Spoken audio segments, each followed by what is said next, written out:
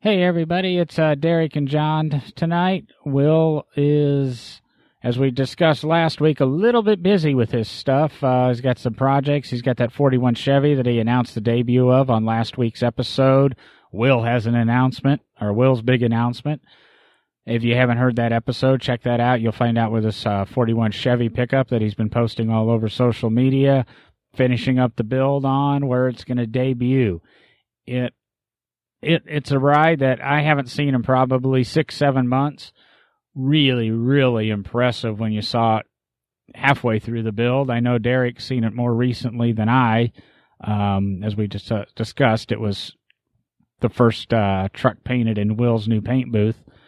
What did you think of the truck when you saw it, Derek?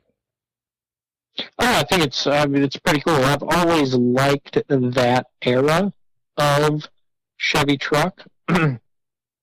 That it's just the styling of that era of the Chevy truck is amazing, and I think everybody on the show knows, or that listens to the show knows I'm kind of a purist sometimes, and I can be a little hard on Will about hot rods, but I will say, I've seen the truck in person and some of the cool stuff he's been doing to it.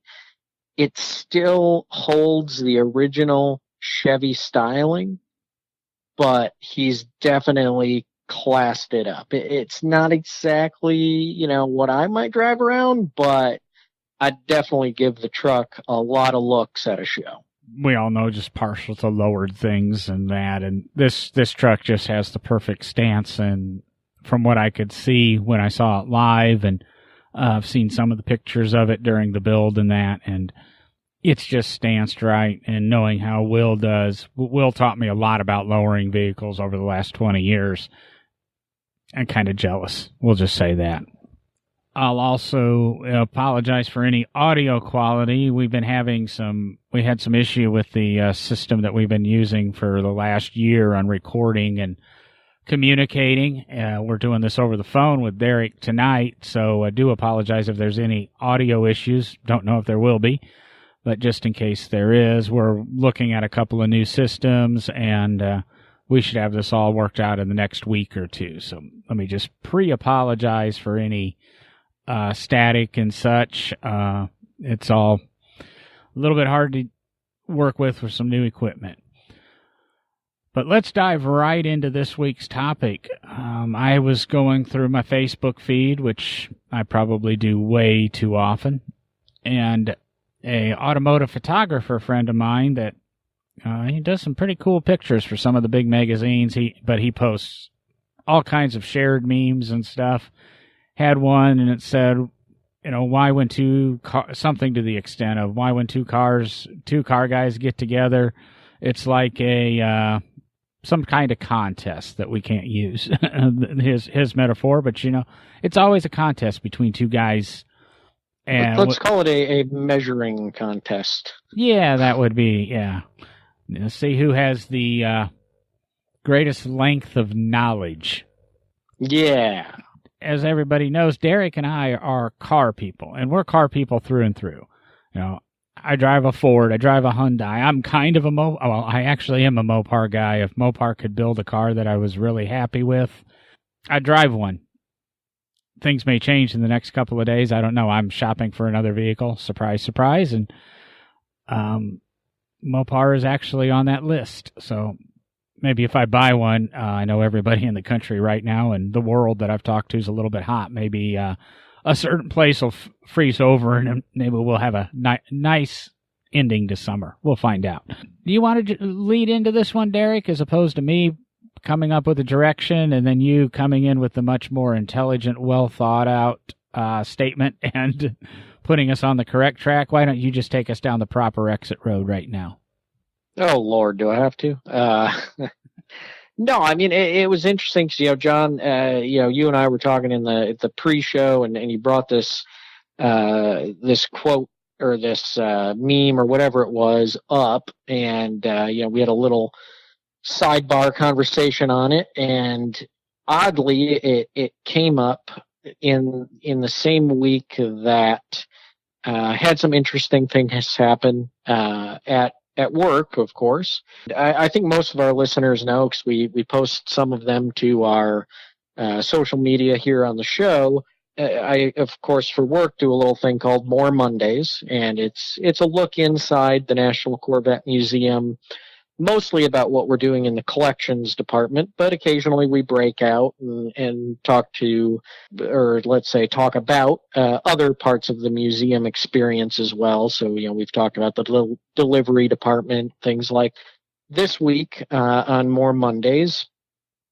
We talked about growing the collection of vehicles that we have at the National Corvette Museum, and as a curator, that's one of the things we do. We look at the collection, we evaluate the mission of the museum, and kind of how we want to develop the collection to tell the stories that we're trying to tell. And of course, being curator of the Corvette Museum, I need to tell the story of Corvette, the history of Corvette, the important stories that come out of Corvette. That actually has a lot of different paths and involves a lot of cars that are not Corvettes. On the episode of More Mondays this week, I opened the show driving a 1994 Impala SS, and it's recently been donated to the museum, and we talk about the donation of that car, why we brought that car in. Of course, for anybody that might not know, it has LT1 engine in it, which is the engine that ran in the Corvettes. However, going into a family sedan like the Impala, they did a little detuning to it, took it from 300 horse to 260 horse, but they did up the torque on it to get a little bit quicker, get the weight of that big of a sedan moving a little quicker. We talked about the other cars we're looking for, which include things like, we've talked about on the show here, Dodge Vipers, because Dodge Viper was brought out to compete against the Corvette, to be another American sports car. It pushed Corvette to new boundaries because Corvette engineers were kind of caught off guard that the Viper was coming out. It's a story we need to tell at the museum. I'll tell you, our social media lit up on Facebook, where we post the video, YouTube, all those places where the video gets put up.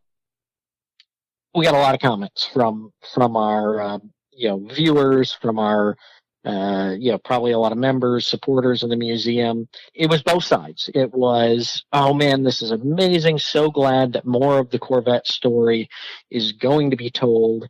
And the other side of it was, why would you do that? It's not a Corvette. This isn't Corvette related. This isn't a Corvette. I only want to know about Corvettes.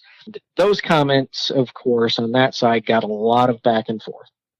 That's kind of where, when John brought up this meme and we talked about it in the pre-show, it immediately made me think about that situation, because, why is it that when car people get together, it winds up in this battle of wits, this I'm better than you, or my car is better than you, or why would you want to talk about that, because that doesn't even matter to me. It's hard, because it's always seems like, and I don't want to call anybody out in the hobby. I don't want to badmouth any group. I'm only using groups as an example. But if you get a group of muscle car guys together, and a couple, and I think we can all agree, muscle car guys tend to be more middle-aged people right now. At this time, at this day in age, most of your muscle car people are middle age, and I'll include myself, 30s to 60s, let's call it, because I've owned muscle cars in my life. Yeah, but as John said, I like all cars. You get a group of those guys together, and a young kid in a tuner shows up, and those guys want nothing to do with that guy, because why is that tuner sucks? Why would you do that to a car? All those things. And, our car's better and this, that, and even within that group of muscle car guys, you get the guys that sit there and say, well, did you know that the 1965 GTO had this option and this option, which made it, have this much horsepower? Becomes this competition of, I know more about your car than you know about your car. And I think it's a horrible way to encourage the hobby to carry on. It is what is pushing, I think, the hobby into these cliques that I think we see forming, where all the tuner guys have to join up in that parking lot over there and only get to talk about their tuners over there. And the muscle car guys hang out downtown on the square every Wednesday night. And the antique car guys, we don't even talk to them because they're just out driving their cars around having fun. Why would you want to do that and not park in a parking lot or sit around in lawn chairs and talk about your cars? We need to stop the, as we say, the measuring competition of what length and depth of knowledge you have about your car or someone else's car, and enjoy the hobby and enjoy the fact that we all share a common interest in some type of wheeled, self-propelled vehicle. And I say that because I'm not going to lump it into just cars. Motorcycle guys, they're passionate about the same things we are. Just they have two wheels. They're passionate about the history of their motorcycles, their vehicle. Let's call them vehicles. Just lump everything together. It's the same thing all of us are interested in. We enjoy them. Maybe we don't have the same passion as someone else in the brand or the type of car or vehicle, but they're still all vehicles and it's still a common interest. And it just drives me crazy that we get into this nitpicky, self-determined, I've got to prove myself. No, you don't. You own a car. It's running, it's driving, it's coming to the show, and you're enjoying driving that car, owning it, and hanging out with people that share a common interest. Isn't that enough? And I think you make a lot of valid points there, Derek. I've been saying it for years, and you bring up the guys with, we'll say, the import. I like to point out I started there. That's kind of where I began. Yeah, my first car was a Dodge Omni. My second car was a Mazda pickup. My third car was a CRX. And first modifications I really did, other than car stereo, was to that Mazda pickup. And then I started a little bit more with the CRX. And 7 or 8 cars later, I was back to another CRX, and that's when I did my first engine swap. And no, actually, it wasn't. I apologize. My first engine swap was back when I was a mini trucker, and my Ford Courier with its Buick V6, I bought that way, or my Isuzu that I put a 350 Chevrolet motor in. But there I am with my Japanese cars, learning the trade or learning what to do. And, like I said, eventually went to the CRXs and I started to learn. That's kind of the car where I went, oh, wait, I'm spending a lot of money on a car that's totally worthless. And that's when I kind of started becoming the Lotus guy I am because, well, they kind of had some resale. If I would have been treated, like dirt, and ignored at car shows just because I drove a CRX, would I be here today talking to you? Would I be restoring cars? There's probably 40 or 50 cars in my life that are still around because of me. Somebody else may have came and done them, but would it be the correct way or such? Of course, I might also have been just that arrogant person who stuck it out and this is my Honda and you're going to like it and I'm going to show up and park next to your Impala. But I fortunately learned car guys, and we all know that. I mean, Will builds hot rods for a living, but he's a low rider. He talks about his 2-wheel drive K5 Blazer quite often on the show. I talk about my CRX quite often on this show. Derek talks about his GTO. Then you get Derek with his pick whatever pre-war car. We were talking the other day. I think he's looking for a Model T if anybody's got one. And it's all over the board. I think I alluded in last week's episode, the bay in my shop, or bay at work for me right now, are Model Ts and Lotus Esprits and 50s era Lotus sports racers. I'm covering, I go 1920 to mid-50s to 1990s. And yeah, there's kind of sports cars, but there's also kind of, just post-brass era cars. And then, like I said, I'm, thinking of maybe buying a new van. All of a sudden, I'm harassing the girlfriend with pictures of the 70s van era and say, hey, look, I can do this or I can do that, kind of joking, make me a shaggin' wagon with, shag carpeting and wood paneling and, fake brick and porthole windows. And don't forget the airbrushing. Well, see, if you happen to buy one of the certain vans I'm looking at and I do it under my LLC, they're going to give me $500 credit for vinyl graphics. So my airbrushing would be done in vinyl. But nice. But she sent me something, and I can't remember. It was something to do with Archer. She's trying to get me into Archer.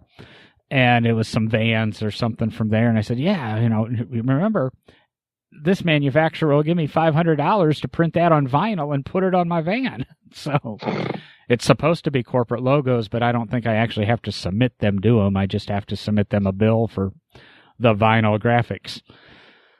So it can either say no driving gloves or I can have some sort of Sonny and Cher sunset. But I'd go with the sunset. But that's exactly it. I'm all over the board when it comes to cars. And, I go to a car show and I'll talk to the Mopar people, and then I'll talk to the Mustang people, and then I'll go talk to the Thunderbird people, and then I'll go talk to the Corvette people. Then I'll go talk to the Japanese people, Japanese car people. And it just, I don't care what you're driving. As long as you're out there having fun, doing your passion, we're all going to get to where we, want to be. I mean, people from my era, this Radwood craze, I talk to people that are even just 10 years older than me, so it puts them into their mid-50s, pushing 60, and they don't understand. Why are you people so, excited about 560 SEC Mercedeses, and why all of a sudden, Derek, Beretta GTs, why all of a sudden do you want a turquoise Beretta GT? Things like that. Why do you want a Cavalier or a Citation? These are the cars we grew up with. I've never understood somebody, sorry, Derek, who wants a 72 Nova. That car has never made sense to me. But that's all right. I don't want a 72 Nova. I want a 74 Pontiac GTO. And I can sit back now and I can even see the kids that are in high school right now. I just came here from a student event, and the cars, there's going to be people 20 years now from now that are going to be wanting their Turbo Velocitors, their BRZs, their 370Zs, their Honda Insights, their Civic SIs, because they couldn't have them when they were in high school. And they're these are new cars to me and you and people out there, but they're going to be they're the classics of tomorrow. To keep the car culture going, we can't laugh at the guy that shows up in, so what if he pulls up in one of the old, the Honda Insight from the year 2000, remember the little CRX-looking Aero thing sat two people, or even the Honda Insight from 5 or 6 years ago. I think they were discontinued in 2014. If he shows up at a car show with it and he's actually done the Honda, Honda Performance makes stuff for those cars to boost the power a little bit, and don't make fun of them, embrace them, because they're gonna be the people that come and buy my Taurus SHO in 20 years because they want an SHO that's you can be an expert on your car. Be considerate of the other person when you're having the conversation, I guess is where I'm trying to go, is embrace other things. We all have things we like and we don't like. Take your girlfriend or your boyfriend or your wife or your husband. You like them because of what they are, and yeah, you want to show them off to other people, but those people have a significant other. That might not be your taste, but it's bad putting women with cars or men with cars or things like that. But I'll be honest, I was 16 or 17 once, and I used to joke about my girlfriends like I do cars. You keep them for a year, you trade them in and get another one. Well, I keep girlfriends longer than cars. They're probably the things I keep around the longest. It's kind of bad to say, but I guess that's the way it's supposed to be, though. You have your significant other because you like all the qualities in that. And I drive my Citation X11 because I like all the qualities in that, or I drive my Ford EXP because of all the qualities in that. And you drive your 72 big black Corvette because you like those qualities. I like redheads, you like blondes. I'm going that way because we all relate to significant others, male, female. The only two choices they give us, as Sam Kinison used to say, but there's dating me again to the Radwood era. But am I thinking this thing through right, Derek, or am I just babbling on in a roundabout circle and all our listeners have gone away? Well, a little bit of both, probably. Hopefully the listeners come back. No, it's a good example, and not everyone in the hobby's like that. I hope no one took offense to this. And we say the meme says, why is it when two car guys get together, this happens, and it's not every car guy. There are a lot of car people still out there that they are in this for the fun. They're in it for the hobby, but it is what I hope is the minority of people in this hobby that act like this. And it's those people that, as we are talking about, are really hindering the hobby. And John, I don't know if you've experienced this, but working in museums and being the car person for that museum, be it being the curator of museum, or when I was at Henry Ford Museum being part of the conservation team and the person on the conservation team that really took care of the car collection there. When you go out to shows and you have a car from the museum out at the show, there's always the people that want to come up and prove that they know more than you about the car that you have at the show on display with you. And I always called it, stump the curator, is I always like to joke. And, I don't think these people are trying to be mean in any way or anything like that. But, I always try to explain to them that, not every car person knows every single detail about one car, because maybe that's the car that they own. Okay, you're at a show with let's say a 1965 GTO, or hey, I'm out at a show.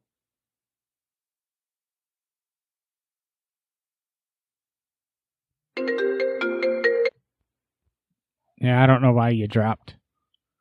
I don't know either. I didn't see any reason for it. Yeah. And so are we still recording? Yep. I didn't stop any of that. I figured you'd call back real quick. Okay. Ready to go? Yep. All right. You remember? So, yeah, I remember. Yep. All right. You ready? Yep. Okay.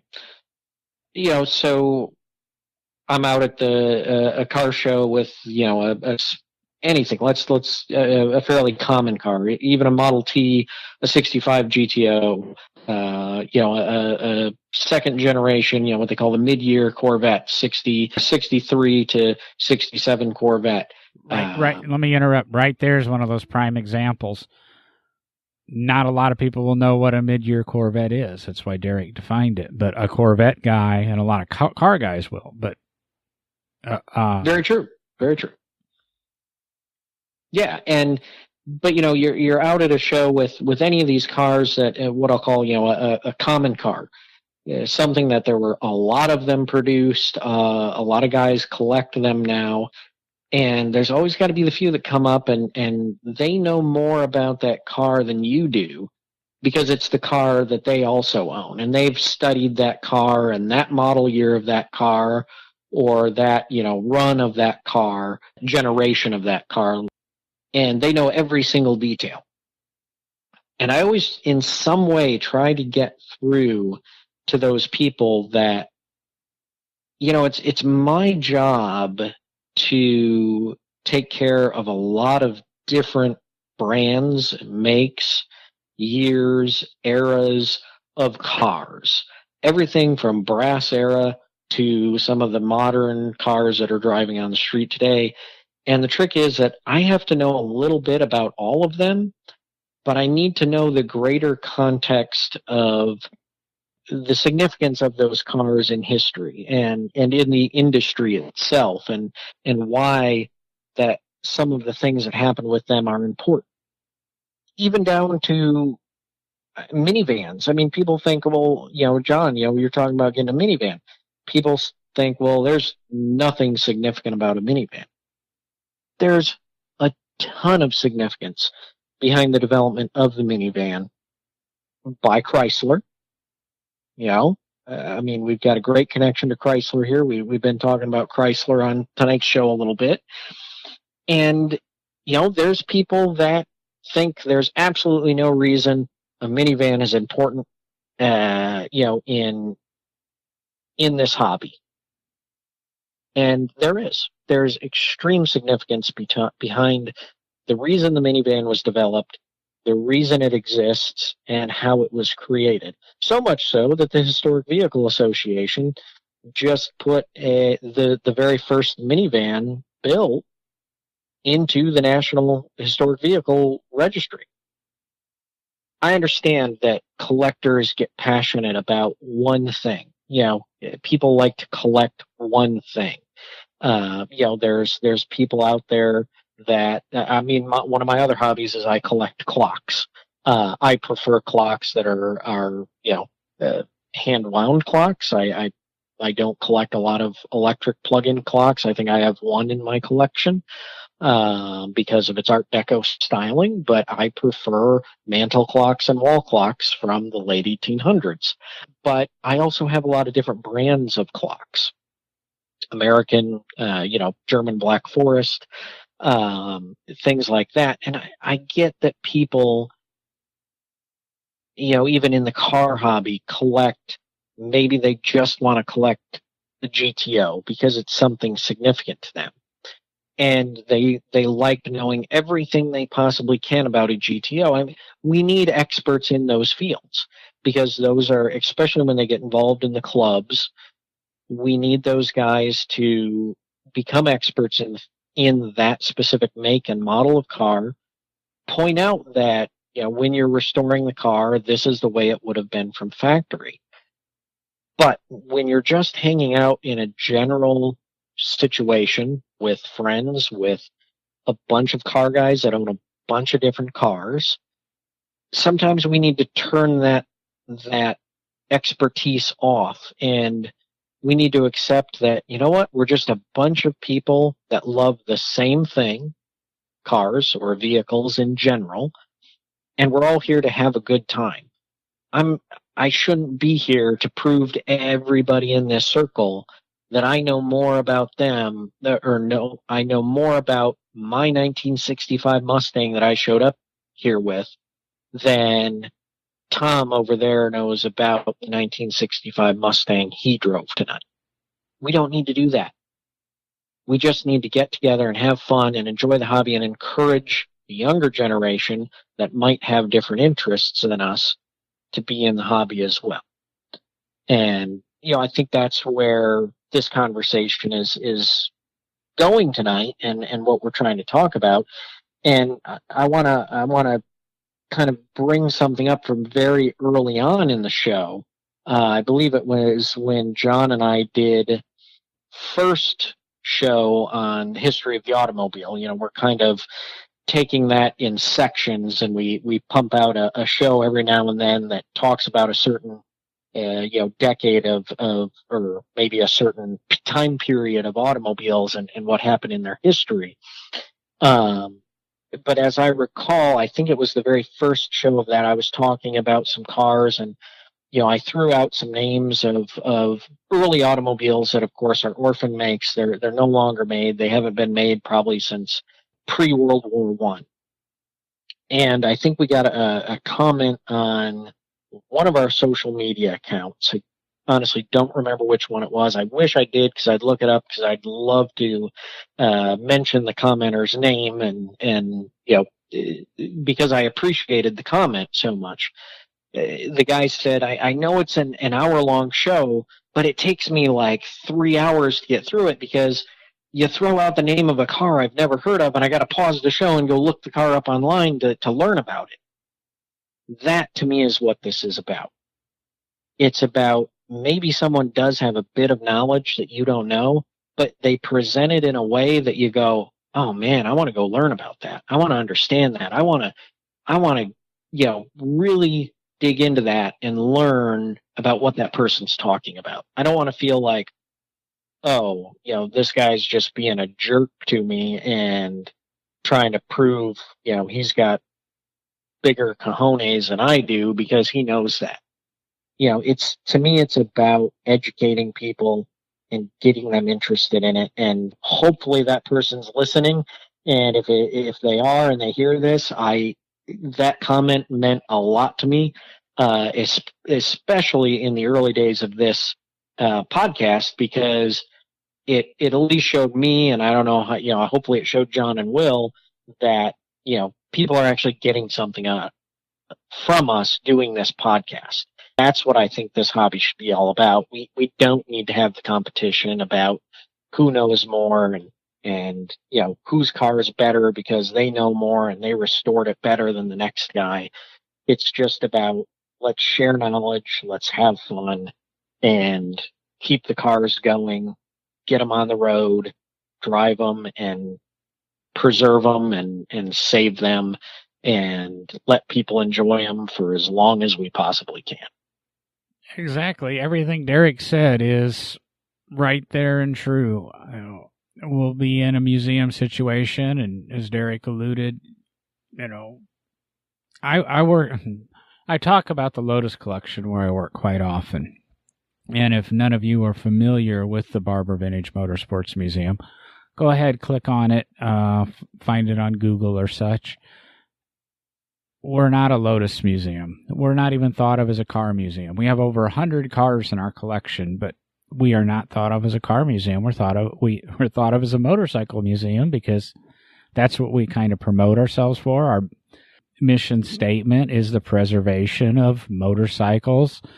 We have 1,600 motorcycles in our collection. So there's many times I'll get caught by somebody in the museum who wants to tell me what's incorrect or has to tell me about their first motorcycle.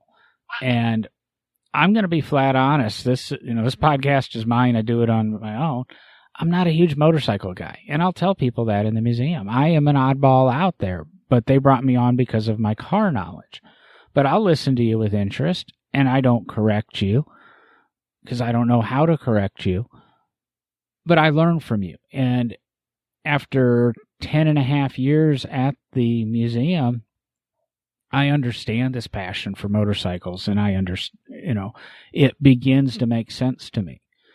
And then I'll get the guys that come through there that know their Ferraris or their Lotus, or they'll have a story about a Lotus, or their buddy raced one or owned one, or everybody seems to have a Europa twin cam at some point in their life. And you listen to the stories, and some people will tell you incorrect things, and some people you can politely say, no, this is what you're remembering. I recently listened to two podcasts, Revisionist History, and discussing memory and how even things that we do are remembered wrong. I'm guilty of it. I guarantee you I'm guilty of it. I'm not aware of it. And that's what Malcolm's discussing in his two podcasts, that people tell stories and the facts change. But to them, that is the way it happened. He talks about a study, I'm getting a little deep here, about the 9/11 attacks. And that was a perfect time for these two scientists to do a case study. And a day after the attack, they approached 1,000 people that were there or, around and said, where were you when you heard the news? What did you do? And recorded them. And then they went back to him a year later. And then they went back to him 2 years later. And now they go back to him 10 years later. And all of a sudden, even though they recorded themselves saying, I was in the kitchen and I was making bacon and eggs and little Johnny was at the table, and that's on recorded the day after the attacks. That's what they were doing. 10 years later, no, they were in their car on their way to work. And our brains play tricks on us. And you have to take that into account when you're dealing with people and their knowledge on cars. The big thing on the Malcolm thing is the Brian Williams story in Afghanistan and how he put himself in the thick of the action when he really wasn't there, but he honestly believes it. It's an interesting thing if you want to dive deep into revisionist history. There's my podcast recommendation. That's how I find other podcasts. But you just have to learn to work with people, and some people right away you're never going to correct them, you're never going to get it right, even though you were the person who just spent the last 3,000 hours of your life intimately with this car, disassembling it, reassembling it, talking to the people that raced it and built it. No, they're still no more than that. And if you don't believe these people, as the old saying goes, if you don't believe these people exist, you're that person. But you've got to be understanding, and you just go with it. And Will and I and Derek, I don't think that's proper English. Sarah will yell at me about that. However, that's supposed to be said.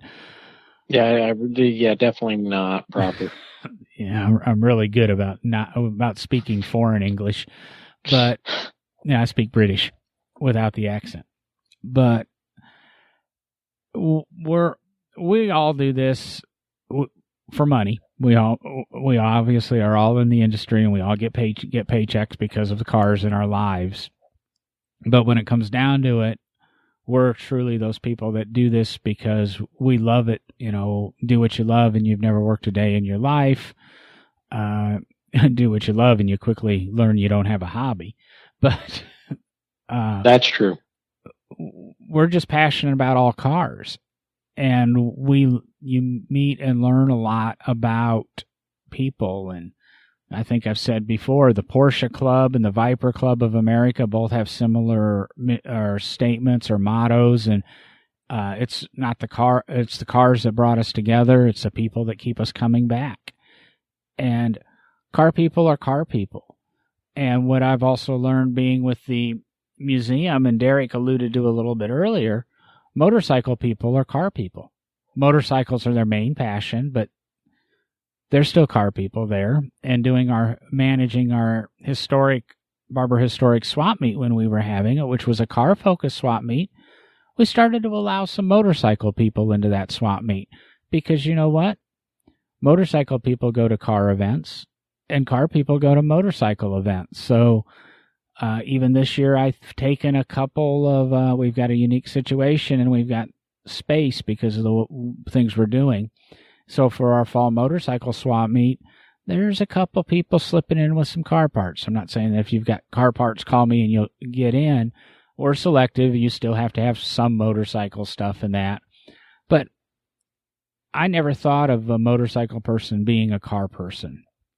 I never understood a car person being a motorcycle person other than, I'm out of garage space, but I need a decoration, so I'll buy a motorcycle.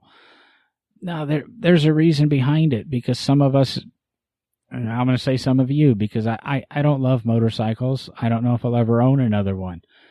But I understand them. I understand the hobby. I understand your passion. I understand why you like them. And I want to learn all about them. Come tell me about them. And likewise, if you're a Ford F-100 fan, love the 76 Ford F-100, but somebody wants to come tell you about his Supra, let him. You might learn something. You might find a good friendship.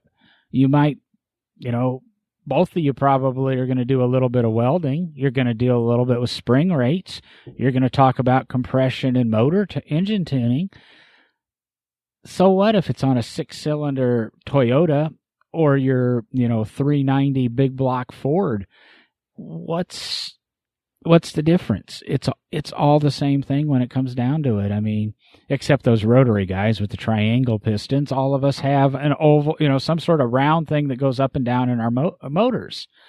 And the rotary's just a cool thing to do. And I've recently read something about a rotary that's kind of reversed, where the rotor stays stationary and the block rotates around the rotor. And just new engineering thing into cars. I need to look that up, and we probably need to discuss some of this engine technology. But it all goes together. That tour of the lane that I did a couple of months back, that I think I don't know, Zara and I talked about on the show, when her and I did an episode. We put videos up, and he had the rotary engine and a 2-stroke and a gasoline and a diesel, these operational models. We put the videos up of those models working, and it's all the same thing. It's all putting some sort of fuel, whether it be gasoline, propane, compressed natural gas, hydrogen, or even electric, and converting that to some other energy to create motion. It's all the same, and we just have to look at it. And while we all love a different person because of all their different shapes and colors and sizes, and we all love other people, and it's just being friends. Well, no, why can't we all get along, I guess? Totally confused Derek. No, I'm sorry. I was in shock. I'm trying to figure out what Zara has done to you to make you such a softie. No, I completely agree with you, John. I mean, like, as you're saying, and like I said, when it comes down to it, we're all playing with the same thing, and I'm going to go back to my early days of college. Our listeners may or may not be shocked by this, but I was not a history guy when I left high school and went into college. I was actually a science guy. I was studying chemistry, and I actually have about 5.5 years of chemistry behind me. And then I got into kind of trying to figure out what I wanted to do with life, because something in me said, well, I don't really know if I want to be involved in chemistry forever. I enjoyed it at the time, but there was just something nagging at me. And I got into, I found this museum studies program at the college I was going to, and thought it sounded interesting, so I went and looked at it.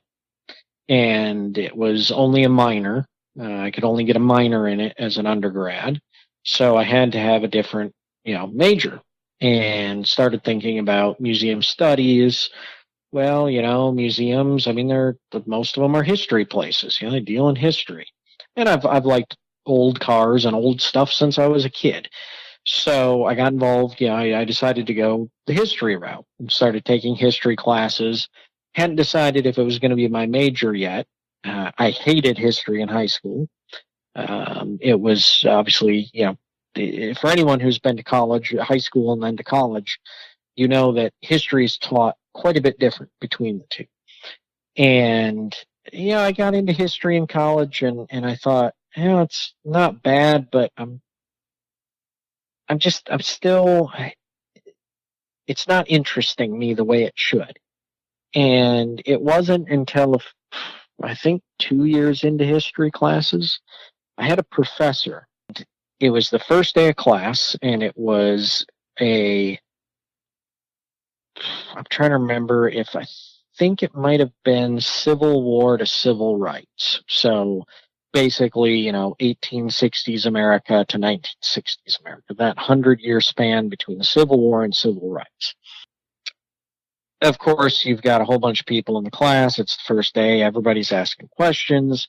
This is a class that is, everything from freshmen to senior level college students in it. And of course, one of the younger, freshmen in the class, you always have to have that one guy that asks the question. They're going to be like exams in this class. Yes, of course, there's going to be tests and exams. They're going to be open book. And the professor said something that completely changed my mind on the way I looked at history. And I'm getting to a point here, John. I apologize for being long-winded. But the professor said, you know what? I don't care if you have your book out during your test or not, because it won't help you pass my test. History books are written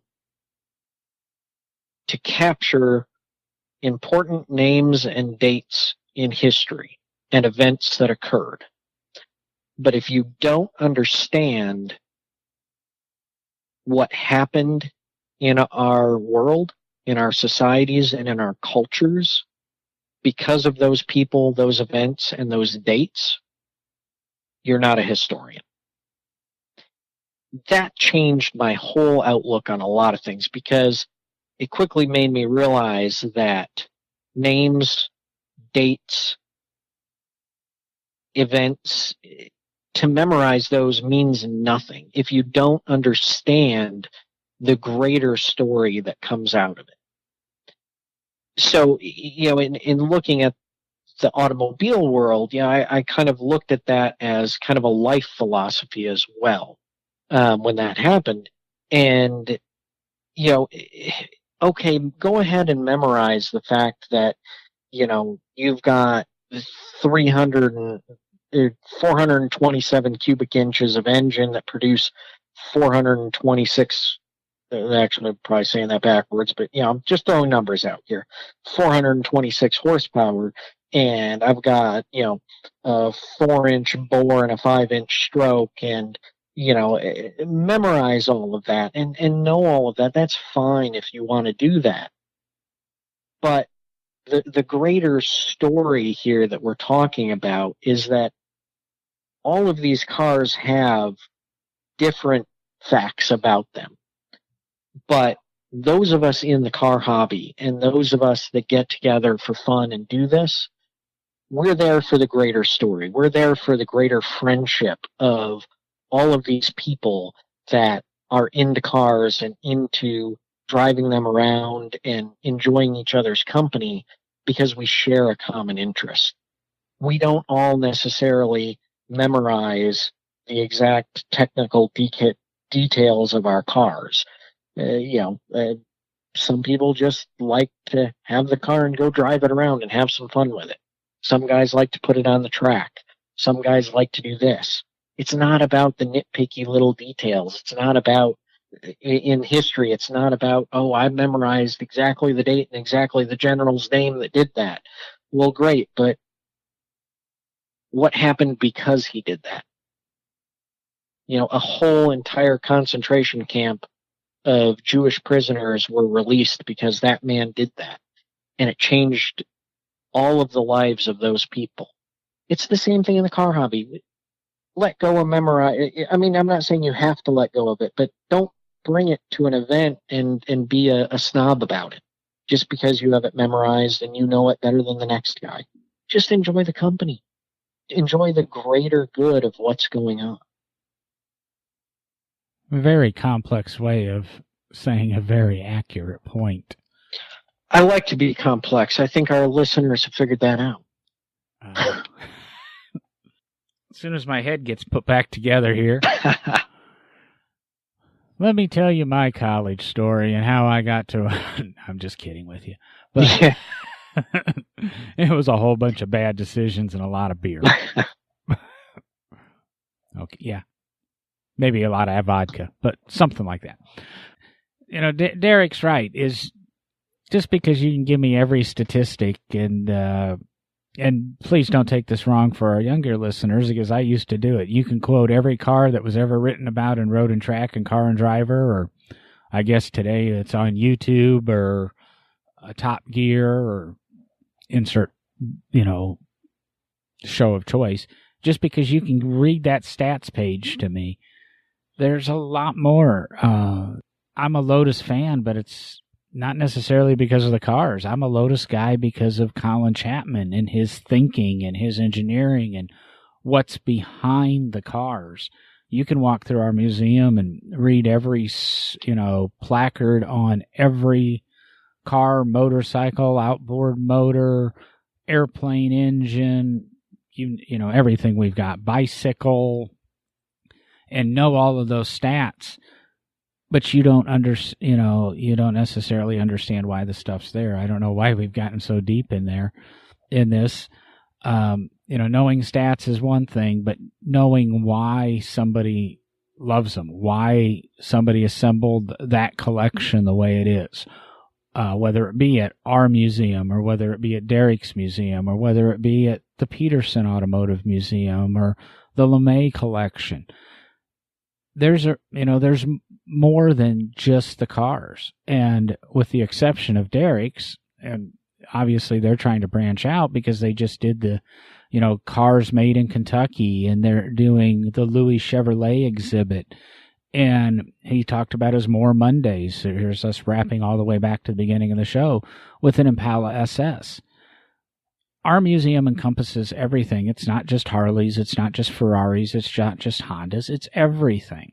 The LeMay Museum, when Harold LeMay passed away, he had 3,200 cars, but they were what he liked and what his passion was. The Peterson's no different. The Collier Museum or the Revs Institute, they have a wide variety of everything. I mean, there's a focus there on significantly sports cars, or the Simeon's the same way, a little bit more sports car oriented, but they tell stories and a passion, and it's the artifacts one thing and the specifications behind it. And I think that's what Derek was saying, especially with the history class. It's not what the book tells you, and on this date in 1953 this happened with and such a city, but the behind the why that happened. And that's the whole car game to me and Derek and Will and a lot of my car friends and some of the guests that are upcoming on the podcast. It's not a focus on one thing. One of the guests that we've got coming up in the next couple of weeks, he's known pretty well in social media and in magazines as a rotary guy. And he's in the process of building a small block Chevy to put into a rotary car. We'll get into it when we talk to him. But he's a car guy. He's not a rotary guy, even though that's his passion and his expertise. He's exploring something else to go, hey, there's something here. Why? He may not like it. And I had another car friend convert a 66 Mustang, and this is 5 or 6 years ago they built this car to an electric fastback Mustang, which now is kind of happens a little bit more often. But it's, again, exploring that. They love the Mustang, but they love the technology. So this car stuff, if you are that Camaro collector or that 5-liter Mustang guy or that Honda Civic CRX SI, and that's the only thing in the world, just crack the window a little bit and look across the aisle at the car show or walk across the parking lot. Take your Mopar hat off and walk over and talk to the guy. Put a hat on and cover up your blue hair and go talk to the guy who's sitting over there with a 53 Packard. I guarantee you have something in common, and don't prejudge anything. Everybody's sitting in that parking lot or that car show or at that gas station because they like their car and they want to talk about it.